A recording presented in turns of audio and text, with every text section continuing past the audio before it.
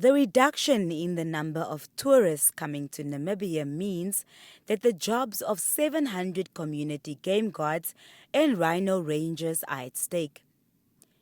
The same goes for 300 conservancy support staff and close to 1,200 locally hired tourism workers. Conservancy income from tourism operations bring in about 60 million annually, with an additional $65 million paid in salaries to tourism staff living in these conservancies.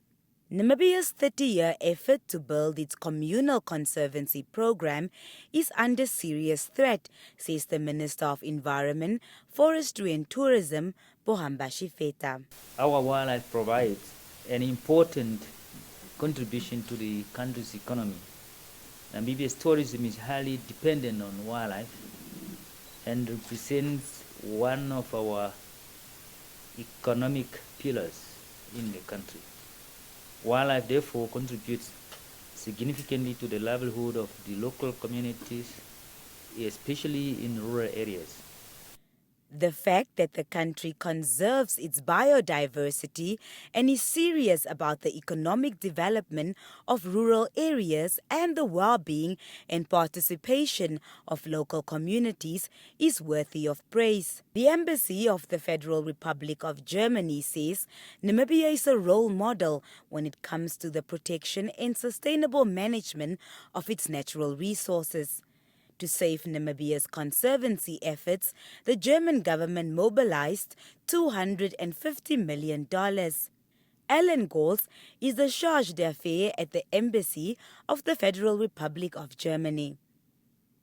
The additional funds are aimed at supporting Namibians' efforts to avoid negative ecological impacts to Namibia's world-class parks and protected areas, and especially to help the local communities and the nature-based tourism industry to get through these challenging times, to mitigate some of the economic damages and to help secure jobs and livelihoods.